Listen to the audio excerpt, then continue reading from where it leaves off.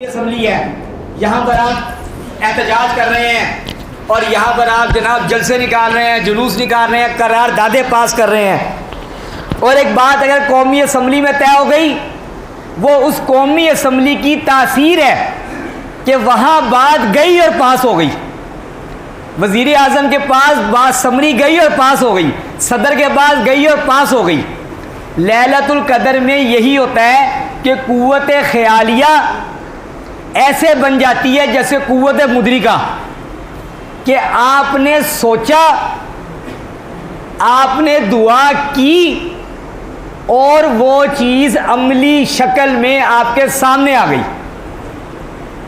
लैलतुल कदर में ये होता है, क्योंकि ये जहान उस जहान से मिल जाता है। जिब्राइल अमीन तक ज़मीन पर आ जाते हैं, जिब्राइल अमीन तक ज़मीन पर आ जाते हैं। और क्या कहा कि ये रात इतनी बढ़ गई है तासीर में कि 1000 महीनों से भी बढ़ गई है, 1000 महीनों से भी बढ़ गई है। आपने देखा होगा बाज़ लोगों का, अब तो खैर वो दौर ख़त्म हो गया, कमज़ोरी का दौर आ गया। बाज़ लोगों का हाफ़ज़ा IQ बहुत तेज़ होता है ना, बहुत तेज़ होता है, जबकि आम बंदों के मुकाबले में बहुत फास्ट होते हैं। कहते हैं यार ये बहुत तेज़ आदमी है, इसकी IQ बहुत लेवल बड़ा तेज़ है। क्यों? उसकी मेमोरी अल्लाह की तरफ से बहुत तेज़ है। इसी तरह लैलतुल कदर के अंदर यही होता है कि जब जिब्राइल अमीन जैसे फरिश्ते तक ज़मीन पे उतर आ जाते हैं, तो अब हर बंदे की निज़ाम में मेमोरी तेज़ हो गई और जो चाहेगा फ़ौरन मिलेगा। इसीलिए कुरान ने मिसाल दे दी कि 1000 महीनों से बेहतर है ये। जैसे आप घर में सौदा लेकर आते हैं और आप कोई महंगी चीज़ ले आते हैं, आला क्वालिटी की ले आते हैं, तो आपकी बेगम कहती है इतनी महंगी ले आए। वो कहता है जो तुम लाई थी ना उससे 1000 दर्जे बेहतर है ये। जो तुम लाई थी उसकी क्वालिटी में, इसकी क्वालिटी में ज़मीन आसमान का फ़र्क है। तो लैलतुल कदर में ये है। और क्या सलामुन, हत्ता के सलामती इतनी है कि शैतान वहाँ पर अपना पर नहीं मार सकता। तजल्लियात और अनवारात इतने बढ़ जाते हैं आखिरी अशरे में कि कुरान का सलामुन, अब सलामती सलामती है, शर कोई बीच में नहीं आएगा। तो पहली बात तो ये है लैलतुल कदर की अब कदर आपने करनी है। और कोई हक अदा कर सकता है लैलतुल कदर का? नहीं। किसने हक अदा किया है? उस ज़ात ने किया है कि जिसे नबी आखिर ज़मान कहते हैं। उन्होंने कहा मैं तो इसके लिए मस्जिद में एतकाफ़ नहीं बैठ जाऊँगा, मैं एतकाफ़ नहीं बैठ जाऊँगा ताकि ये मुझसे फोत ना हो। देखो ना, लैलतुल कदर है और इंसान सोया रह गया और बाद में किसी ने बताया कि वो तो लैलतुल कदर थी। अब इंसान अपने आप को मलामत कर रहा है, ओहो यार कर रहा है ना, मगर अब क्या, 1000 महीनों से अफजल रात थी, निकल गई। मगर अगर कोई एतकाफ़ नहीं बैठ गया, अब कोई उसे छेड़ सकता है? अब कोई उसे छेड़ सकता है? यहाँ पर एक छोटे से लतीफ़े की बात सुनानी तो नहीं चाहिए, खैर। वो एक बंदा था, कहता मैंने किसी से पेमेंट होती है ना, ताजरों की पेमेंट लेनी है, तो कहता मैंने उसे पेमेंट लेनी थी। तो अभी आखिरी अशरे में बैठते हैं ना, अभी आखिरी अशरा शुरू होने में 2-3 दिन रहते थे, यानी अभी आखिरी अशरा शुरू नहीं हुआ था, 2-3 दिन रहते थे आखिरी अशरा शुरू होने में। तो कह रहा मैंने उस बंदे को फ़ोन किया कि जी आपकी तरफ पेमेंट है। उन्होंने कहा ऐसा बात करें, मैं एतकाफ़ में बैठा हूँ। तो वो 3 दिन पहले ही एतकाफ़ में बैठ गया। क्यों? उन्होंने कहा यार इधर पेमेंट देनी है और उधर पेमेंट मिलनी है, इधर पेमेंट देनी है और उधर पेमेंट मिलनी है। ये तरजीहात तो आपने कायम करनी है। लैलतुल कदर 1000 महीनों से बेहतर है। बीवी बच्चों के भी तो हुकूक है ना। अब सवाल दर सवाल उठते चले आएंगे कि एतकाफ़ में बैठ गए तो बीवी बच्चों का जो पीछे है वो कौन पूरा करेंगे? और ये सबको पता है कि जूती, कपड़ा, लत्ता ये सब आपके ज़िम्मे है ना। ईद की शॉपिंग कौन कराएगा बीवी बच्चों को? इस पर कुरान की आयत पढ़ूंगा, कुरान की आयत पढ़ूंगा कि एतकाफ़ में बैठ गए तो पीछे कौन देखेगा। कुरान कहता है यवद्दुल मुजरिमु, माशर के दिन मुजरिम तमन्ना करेगा, लौ यफ्तदी, बड़ी सख्त आयत पढ़ने लगा हूँ, और मैं खुद मौलवी होकर मैं डर गया था जब मैंने ये आयत पढ़ी। तो मुजरिम तमन्ना करेगा काश आज मैं अपनी नरीना औलाद को फिदिये में दे दूं, अपनी बीवी को फिदिये में दे दूं, वह अखीही मैं अपने भाई को फिदिये में दे दूं, वह फसीलतिहिल्लती तुवी मैं अपने उस ख़ानदान को फिदिये में दे दूं कि जो ख़ानदान मुझे पनाह देता था, इन सबको फिदिये में दे दूं और मैं बच जाऊं। यह आयत बहुत सख्त इस एतबार से है कि इबरत का मकाम है हमारे लिए। माशर के दिन मुजरिम लोग, हाँ जो मुजरिम होगा वो कहेगा कि आज मेरी औलाद ले लो, वो साहिबती ही मेरी बीवी ले लो, वह अखी ही मेरा भाई ले लो, वह फसीलतिहिल्लती तुवी मेरा वो ख़ानदान ले लो जो मुझे मेरी पनाह बनता था, सब कुछ ले लो, मुझे सिर्फ छोड़ दो, मुझे सिर्फ छोड़ दो। हदीस में आता है जिसने लैलतुल कदर में ईमान की हालत में नेकी की नीयत के साथ क़याम किया, पिछले सारे गुनाह माफ़ हो गए, सारे गुनाह माफ़। क्यों? उस लैलतुल कदर की इबादत की तासीर इतनी ज़्यादा है, इतनी ज़्यादा है कि गुनाह उसके आगे ठहर नहीं सकता। तो अल्लाह के नबी से ज़्यादा लैलतुल कदर की तमन्ना करने वाला, और उस हालांकि वो तो बख्शे बख्शाए थे, उन्होंने तो हमारी सिफारिश करनी है, उनकी सिफारिश पर तो लोग जन्नत में जाएंगे। इसके बावजूद अल्लाह के नबी लैलतुल कदर पर इतने ज़्यादा हरीस थे, इतनी उनको तमन्ना थी कि आपने फरमाया भाई मैं तो लैलतुल कदर की तलाश के लिए एतकाफ़ में बैठ जाऊंगा। और एतकाफ़ पूरे महीने का किया है, पूरे महीने का एतकाफ़ किया है। फिर बताया गया कि ये पहले अशरे में भी नहीं है, दूसरे में भी नहीं है, और ये आखिरी अशरे में है। अच्छा दुआ क्या करें? ये बहुत अहमियत इंसान में, मेरा ज़ाती तजर्बा ये है कि इंसान की ज़िंदगी में दुआ का इंतखाब और दुआ के अल्फाज बहुत ज़्यादा अहमियत रखते हैं, बहुत ज़्यादा अहमियत रखते हैं। दुआ ही से पता चलता है इंसान अपनी ज़िंदगी का क्या एम है। इस पर एक वाक़या सुनाता हूँ। एक बहुत बड़े मुहद्दिस थे, शेखुल हदीस थे, पूरी दुनिया में उनका नाम था। वो जब सबक पढ़ाते थे ना बच्चों को, तो अक्सर एक जुमला कहते थे। वो जुमला ये कहते थे कि चरवाहा बाजी ले गया, चरवाहा बाजी ले गया। कभी अपनी झूम के, कभी जब उनकी तबीयत में आती थी, कहते थे चरवाहा बाजी ले गया।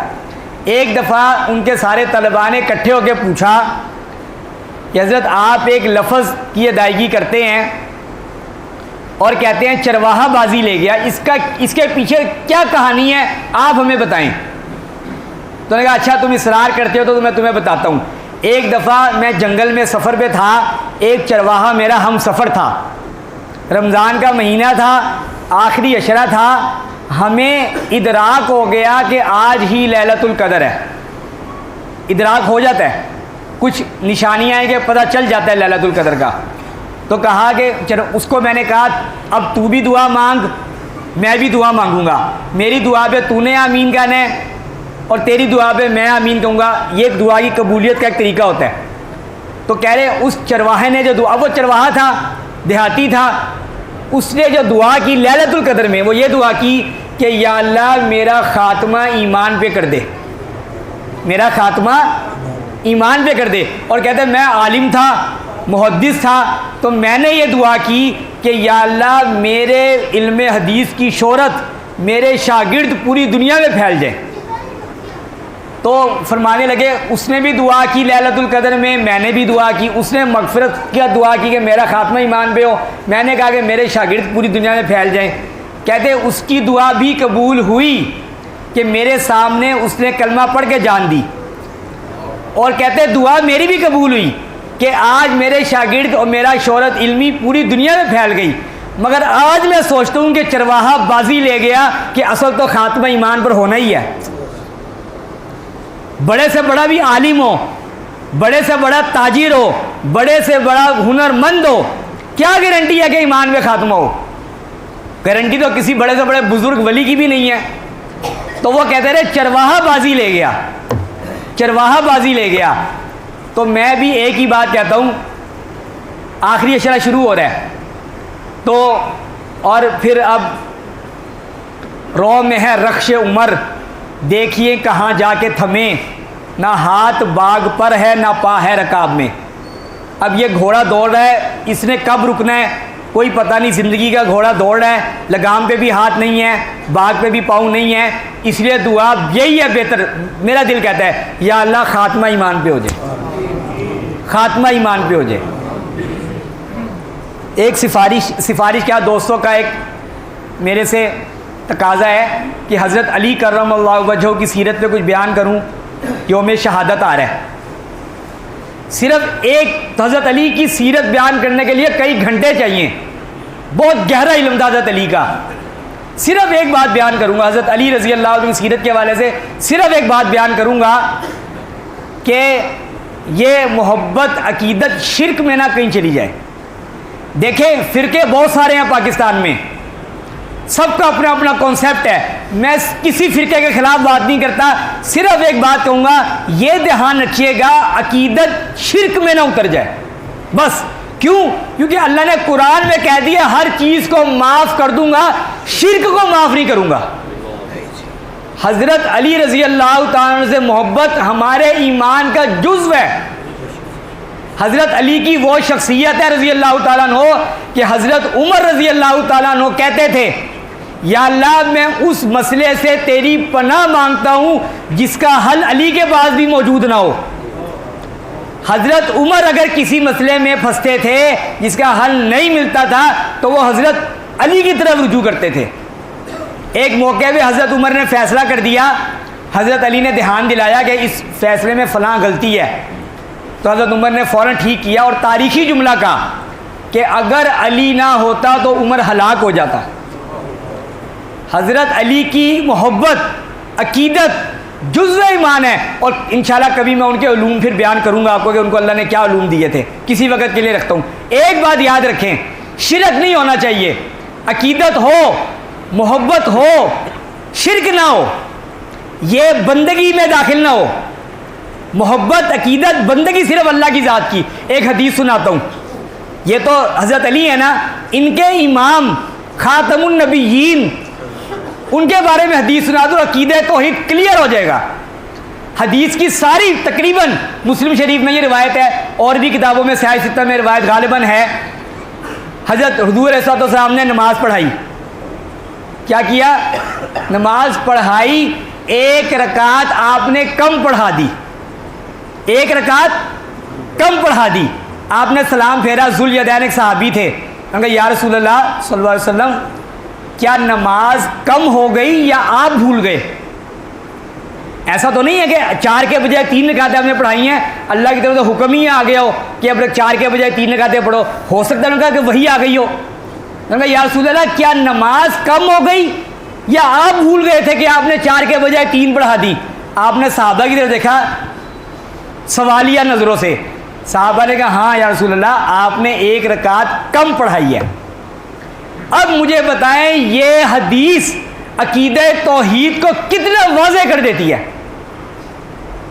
अल्लाह के नबी आखिरुज़्ज़मान, वो शख्सियत जिनके बारे में अल्लाह ने कहा ए मखलूकात सुनो, तुम्हारे मेरे दरमियान ये ज़ात वास्ता है। उस ज़ात का क्या आलम होगा उसके मर्तबे का कि अल्लाह ने पूरी दुनिया में से उसको चुना कि ये मेरा नुमाइंदा है। उसकी नूरानियत कितनी होगी, उसकी बरकत कितनी होंगी कि अल्लाह ने कहा ये मेरी ज़बान ये है, ये मेरा नबी मेरी ज़बान है, मेरी बात ये आगे फैलाएगा। शान कितनी ऊंची है, मगर है तो बंदा ही। इबादत सिर्फ उसी ज़ात की, इसकी इबादत नहीं। तो अल्लाह ने नमाज के अंदर भूल करवा के ये बता दिया उम्मत को कि याद रखना है ये मेरा बंदा ही, इबादत सिर्फ मेरी होगी, पैरवी इसकी होगी मगर इबादत सिर्फ मेरी होगी। हज़रत अली की मोहब्बत हम अहले सुन्नत के अंदर ज़्यादा है उनसे, मगर इबादत सिर्फ उसी की होगी। हज़रत अली की मोहब्बत उस दर्जे में नहीं कि कहीं वो इबादत में चली जाए और अकीदा ही ख़राब हो जाए। अकीदा सबसे पहले है, याद रखें। हदीस में आता है लैलतुल कदर में भी उसी की बख्शिश होगी जिसका अकीदा और ईमान दुरुस्त होगा। तो हज़रत अली के हवाले से बात याद रखें। बाकी अब सबसे मेन लैलतुल कदर है। लैलतुल कदर की कदर करें, 1000 महीनों से अफजल है। ये जहान वो जहान एक होने हैं। और मैं कभी आपको बताऊंगा कि मैंने दुआ की थी लैलतुल कदर में और मुझे पता चल गया था लैलतुल कदर है, और उस दुआ का पूरे होने के 1% इम्कान था, सिर्फ ज़ाहिरी तौर पे सिर्फ 1% इम्कान था। और मैं खुद सोच रहा था दिल में कि मैं ये दुआ तो कर रहा हूँ, पर ये दुआ पूरी कैसे होगी, असबाब तो कोई नज़र नहीं आ रहे। मैं एतकाफ़ में था। अच्छा, ईद गुजरी, एतकाफ़ ख़त्म हुआ, ईद गुजरी, घर आए, 3 दिन ईद क्या गुजारे, चौथे दिन मेरी दुआ कबूल हो गई। वो क्या थी फिर कभी बताऊंगा। तो लैलतुल कदर की अब आगे कदर करनी है, वो यही है। अगर मौका है तो एतकाफ़ में बैठ जाएं, वरना रातों को ज़िंदा करें। आखिर दावाना अनिल हम्दुलिल्लाह।